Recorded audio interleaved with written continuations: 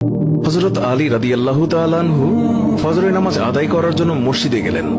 এদিকে হযরত ফাতেমা রাদিয়াল্লাহু তাআলা আনহা অত্যন্ত জ্বর থাকা অবস্থায় ঘরের সমস্ত কাজ শেষ করেছেন।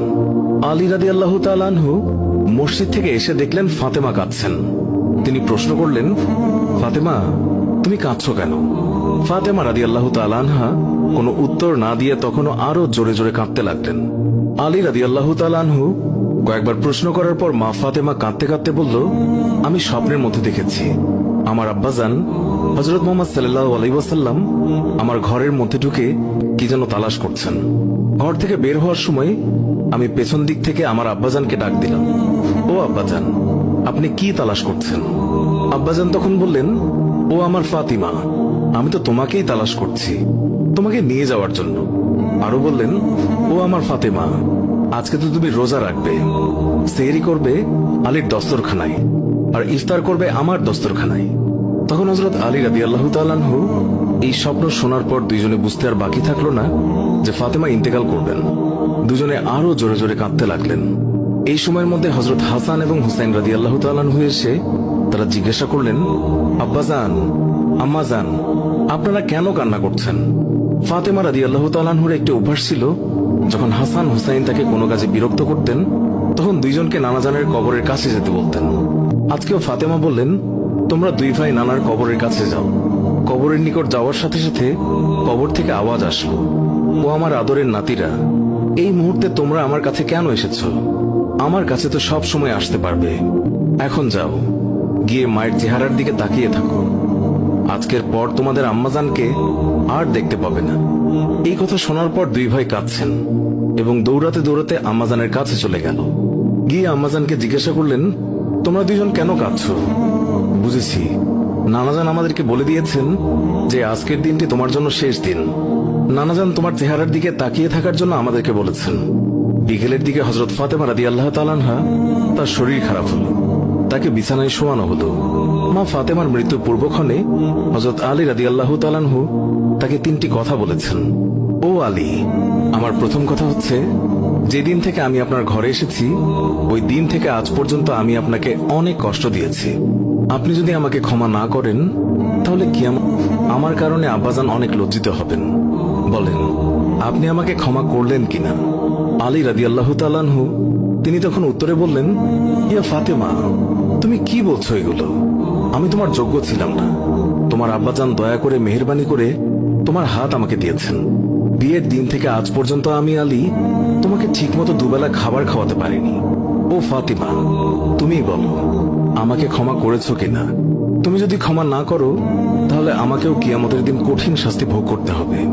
ও আলী, আপনার সাথে আমার দ্বিতীয় কথা হলো, আমি মারা যাওয়ার পর আপনি বিয়ে করে নেবেন দুনিয়ার যে কোনো মহিলাকে আপনার পছন্দ মতো। আমি আপনাকে অনুমতি দিলাম, আর আমার বাচ্চা দুইটিকে সপ্তাহে একদিন আপনার কোলে নিয়ে ঘুমাবেন আপনার সাথে। আমার তৃতীয় কথা হলো, হাসান হুসাইন যখন বড় হবে তখন তাদের দুই ভাইকে আল্লাহর রাস্তায় সোপর্দ করে দেবেন এবং আমাকে রাতের বেলায় দাফন করবেন। হযরত আলী রাদিয়াল্লাহু তাআলা আনহু বললেন, তুমি নবীর মেয়ে, আমি সবখানে খবর দিয়ে তোমায় দাফন করব, এতে সমস্যা কি? হযরত ফাতেমা রাদিয়াল্লাহু তাআলা আনহা তিনি এর উত্তরে বললেন, আমার কাফনের উপর দিয়ে সবাই অনুমান করবে নবীর মেয়ে কতটুকু লম্বা ছিল, কতটুকু স্বাস্থ্যবান ছিল, এতে আমার পর্দা ভঙ্গ হবে। মা ফাতেমার মৃত্যুর পর তার লাশের খাটিয়া বহন করার মানুষ মাত্র 3 জন ছিলেন, হযরত আলী রাদিয়াল্লাহু তাআলা আনহু এবং ছোট হাসান এবং হুসাইন রাদিয়াল্লাহু তাআলা আনহু। হযরত আলী ভাবছেন যে লাশের খাটিয়া বহন করার আরো একজনের প্রয়োজন হবে, তাহলে 4 কোনায় 4 জন কাঁধে নিতে পারবেন। এমন সময় হযরত আবু যর গিফারী রাদিয়াল্লাহু তাআলা আনহু তিনি হঠাৎ করে উপস্থিত হলেন এবং খাটিয়ার কোনা বহন করলেন। হযরত আলী প্রশ্ন করলেন, হে আবু যর, আমি তো কাউকেই বলিনি, তাহলে আপনি জানলেন কিভাবে? তখন হযরত আবু যর গিফারী রাদিয়াল্লাহু তাআলা আনহু বললেন, আমি আল্লাহর রাসূল সাল্লাল্লাহু আলাইহি ওয়াসাল্লামকে স্বপ্নে দেখেছি। তিনি বললেন, হে আবু যর, আমার ফাতেমার লাশ বহন করার জন্য লোকের অভাব, তুমি তাড়াতাড়ি চলে যাও। ও আলী, আমাকে তো হুজুর সাল্লাল্লাহু আলাইহি ওয়াসাল্লাম আসতে বলেছেন, তাই আমি এসেছি। তোমরা তো আমাকে বলনি। রাতে এসে রাসূলুল্লাহ সাল্লাল্লাহু আলাইহি ওয়াসাল্লাম তিনি স্বপ্নে বলে গিয়েছেন হযরত ফাতেমা রাদিয়াল্লাহু তাআলা আনহুকে যখন কবরে নামাচ্ছেন তখন হযরত আবু যর গিফারী রাদিয়াল্লাহু তাআলা আনহু কবরের কাছে গিয়ে কবরকে উদ্দেশ্য করে বললেন, হে কবর, তুই কি জানিস আজকে তোর মধ্যে কাকে রাখছি? উনি হচ্ছেন জান্নাতের সকল মহিলাদের সর্দার। হযরত ফাতেমা রাদিয়াল্লাহু তাআলা আনহার কবর থেকে কোনো আওয়াজ আসলো না। তিনি আবারও বললেন, উনি হাসান এবং হুসাইনের আম্মা যান। এবারও আগের মতো কোনো আওয়াজ আসলো না। তিনি আবার পুনরায় বললেন, উনি হচ্ছেন হযরত আলী রাদিয়াল্লাহু তাআলা আনহুর স্ত্রী। তারপরও কবর থেকে কোনো আওয়াজ আসলো না। তিনি আবার বললেন, এটি দুজাহানের বাদশার মেয়ে, খবরদার বেয়াদবি করবি না। আল্লাহ তাআলা তখন কবরের জবান খুলে দিলেন। কবর বলল, আমি অন্ধকার ঘর, আমি সাপ বিচ্ছুর ঘর, আমি এমন একটি ঘর যার মধ্যে কোনো বংশ পরিচয় কাজ হয় না। আমি দুজাহানের বাদশার মেয়েকে চিনি না, আমি হযরত আলীর স্ত্রীকে চিনি না, হাসান হুসাইনের আম্মাকেও চিনি না, আমি জান্নাতের মহিলাদের সর্দারনিকেও চিনি না। আমি শুধু চিনি ঈমান এবং আমল। আমার মধ্যে যদি কেউ ভালো আমল নিয়ে আসে, তাকে আমি কবরে জান্নাতের বিছানা বিছিয়ে দেব।